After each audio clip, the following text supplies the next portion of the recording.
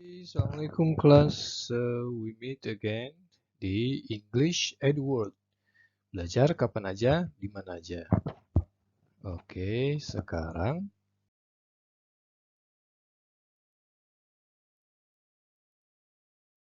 kita akan membahas tentang naratif teks atau dalam bahasa kita sebut sebagai teks naratif atau prosa narasi. Nah, teks naratif itu biasanya dapat berupa legends, fairy tales, folk tales, fables, myths, short story, dan lain sebagainya. Ini adalah bentuk-bentuk dari naratif teks. Melihat dari bentuk ini, kita bisa menduga, bisa menjawab berarti naratif teks semua isi daripada naratif teks adalah karangan-karangan imajinasi, ya. Hanya karangan imajinasi si pengarang saja. Berarti naratif teks adalah cerita imajinatif untuk menghibur pembaca atau pendengar. Nah, kita lihat tujuannya, purpose-nya adalah to amuse or to entertain the readers or listeners, untuk menghibur pembaca. Jadi kata kuncinya naratif teks adalah teks yang tujuannya untuk menghibur pembaca. Gitu ya. Jadi semuanya adalah sifatnya imajinatif atau imajinasi si pengarang, bukan kisah yang faktual. Kita lihat generic structure-nya, susunannya. Yang pertama adalah naratif teks memiliki orientation. Nah, yang kedua complication, dan yang ketiga adalah resolution. Apa itu orientation? Orientation adalah the opening of the story. Jadi pembukaan dari cerita tersebut. Kalau pembukaan berarti letaknya ada di bagian awal. Tapi ingat, ini adalah generic structure. Tidak selalu cerita itu diawali oleh orientation. Terkadang kita melihat cerita yang diawali oleh complication atau resolution. Nah, makanya ini namanya generic pada umumnya. Kita kembali ke sini, orientation. Orientation itu adalah pembukaan sebuah cerita. Nah, biasanya di paragraf ini dimunculkan the participant, siapa tokohnya, dan the setting, di mana settingnya, kapan latarnya. Itu. Tapi terkadang film tidak didahului oleh orientation ya. Oke, yang kedua adalah complication atau the conflict is aroused. Jadi mulai munculnya konflik atau masalah pada tokoh-tokohnya. Kalau cerita naratif tidak memiliki konflik, tidak memiliki masalah, maka ceritanya tidak akan bisa menarik pembaca atau pendengar. Nah, itu ya. Yang ketiga, resolution. The conflict is resolved. Kalau masalahnya sudah muncul, maka pengarangnya berkewajiban untuk membuat resolusinya, untuk membuat pemecahan masalahnya. Pemecahan atau problem atau konflik yang terjadi pada tokoh. Siapa yang membuat ini? Ini yang membuat pengarangnya. Dibuat sedemikian rupa supaya masalahnya menarik, pemecahan masalahnya pun menarik. Setelah itu selesai, ya selesai. Oleh karenanya jika kita ingin menjadi seorang penulis cerita, maka kita harus memperhatikan tentang complication and resolution. Jika komplikasinya telah diselesaikan, ya, complication telah diselesaikan oleh resolution, maka ciptakanlah complication yang baru. Gitu ya. Jadi, misalnya ini orientation.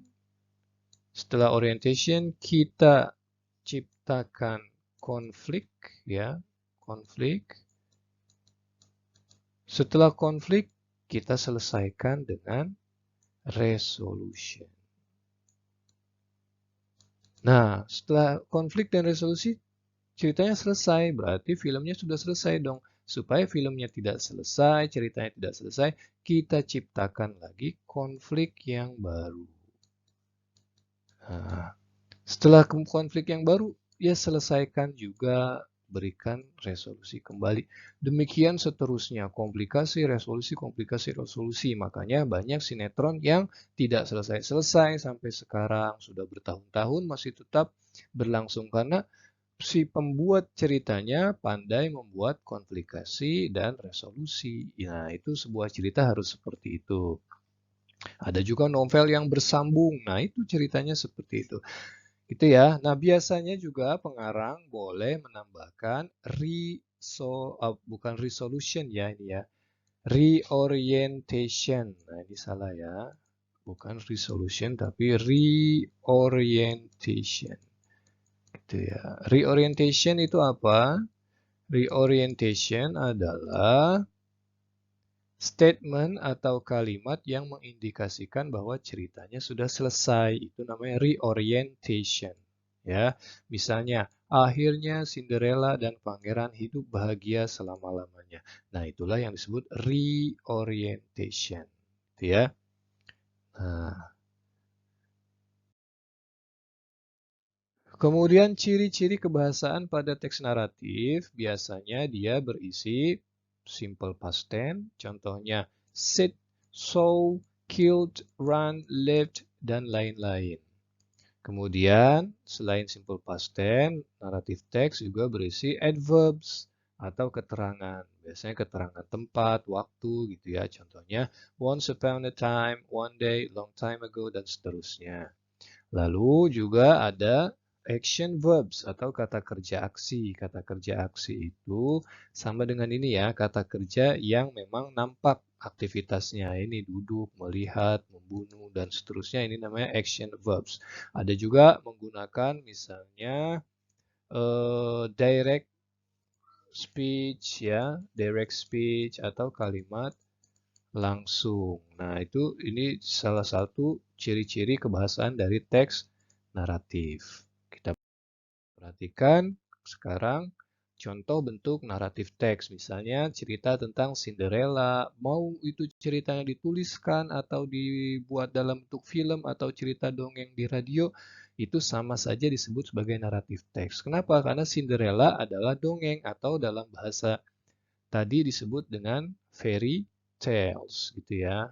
Kemudian ada juga Lutung Kasarung, Timun Mas, Sangkuriang, Bawang Putih, Jack and the Beanstalk, Romeo and Juliet, Sikabayan, Malin Kundang, Kancil dan Buaya, Dilan 91, ayat-ayat cinta dan ikatan cinta dan masih banyak lagi yang lainnya. Ini semua adalah kisah-kisah hayalan atau kisah-kisah imajinasi si pembuat cerita.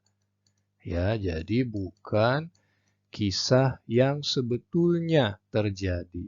Jika mungkin Dilan itu atau ayat-ayat cinta pernah terjadi, ya dulu pernah terjadi ini kisah nyata si pengarangnya atau siapa, seseorang, maka tidak mungkin 100% cerita yang kita tonton di film atau kita baca di buku itu tidak mungkin 100% sesuai dengan kisah nyata mereka. Pasti ditambahi dengan bumbu-bumbu cerita yang membuat supaya cerita itu lebih epik, lebih sedih, lebih menarik, lebih mengharukan, lebih lucu, dan sebagainya. Makanya tetap sifatnya imajinasi. Paham ya? Oke, lanjut. Nah, ini contoh cerita tentang salah satu bentuk naratif teks. Why do hawks hunt chicks? Nah, dari judulnya kita bisa paham. Mengapa elang memburu anak ayam? Nah, berarti ini bagian dari naratif yang berbentuk fabel. Good, gitu ya. Ini bentuknya adalah fables. Atau bahasa Indonesia fabel, cerita binatang. Cerita yang membuat seolah-olah binatang itu hidup seperti manusia. Berantem, makan, minum seperti manusia, ngobrol. Contohnya ini. Once upon a time, a hawk fell in love with a hen. The hawk fell down from the sky and asked the hen, "Will you marry me?" Pada satu ketika, itu ya, ciri-cirinya seperti ini. A hawk jatuh cinta kepada ayam betina. Elang, hawk ya, turun dari langit ya, dari udara, kemudian bertanya kepada si ayam betina, "Mau nggak kamu menikah denganku?" Nah, ini salah satu bentuk dari naratif teks. Nanti kalian baca sendiri sampai bawah semua ya. Ini asal-usul kenapa elang memakan atau memburu anak ayam. Apakah betul anak ayam diburu oleh elang, dimakan oleh elang? Alasannya seperti dicerita di sini? Tentu tidak ya. Kalau di sini kan ceritanya kalau kita lihat aja intinya, kemudian si hen kemudian jatuh cinta terhadap keberanian, kekuatan, kehebatan si elang.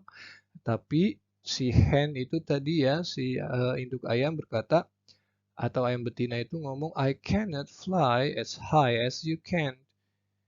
Tapi saya nggak bisa terbang setinggi kamu. Saya juga jatuh cinta sama kamu. Saya mau menikah denganmu.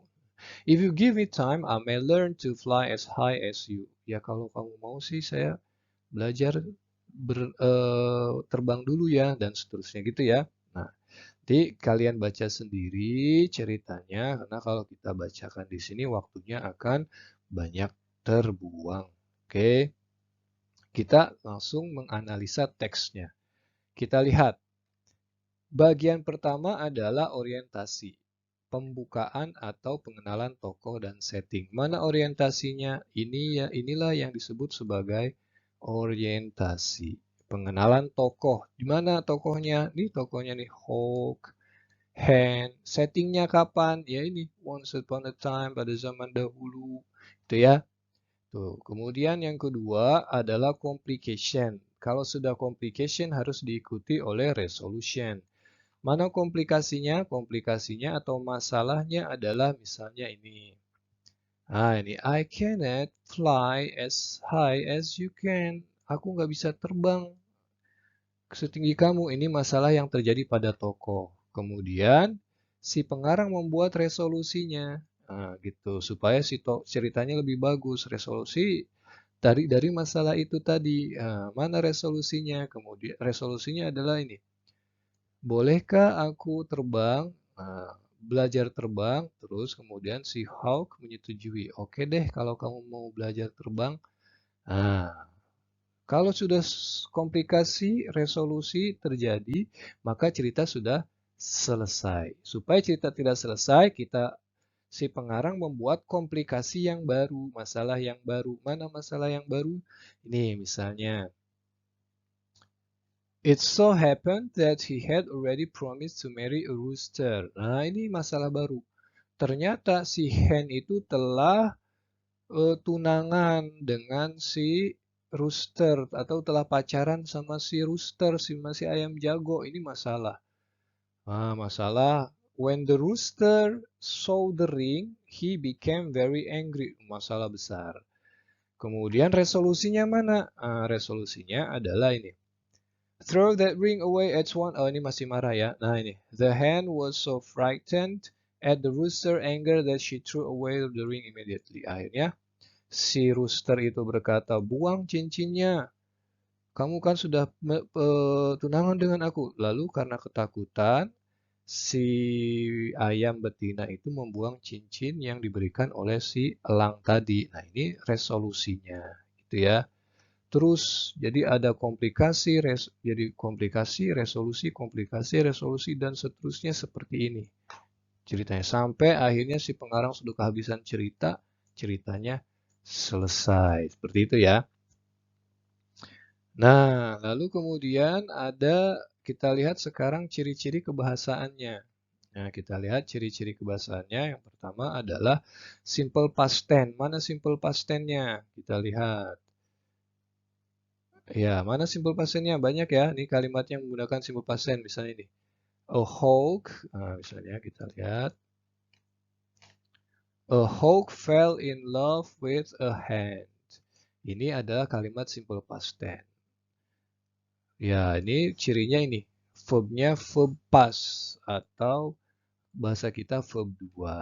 Kemudian ini juga the hawk flew down.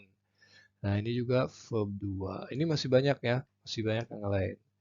Gitu. Ini misalnya wish to marry him ini simple past tense. Pokoknya verbnya verb 2. Kemudian action verb. Ya, action verb itu kata kerja aksi ya. Ini ketahuan ya. Misalnya mana? Ini flew down ya. Flew down, ask, kemudian loves, kemudian said, semuanya adalah action verb. Selanjutnya menggunakan adverbs keterangan. Misalnya ini ya. Once upon a time. Nah, ini termasuk keterangan. Ada juga direct speech. Ya, ini karena ceritanya berupa cerita dialog seseorang, maka dia pasti menggunakan direct speech atau direct speech ya. Ini contohnya direct speech. Cirinya ini, tanda kutip. Nah, ini direct speech. Kemudian ini juga direct speech. Oke, bisa dipahami kan? Mudah sekali. Nah, mudah-mudahan bermanfaat untuk menambah wawasan kita. Terima kasih. Assalamualaikum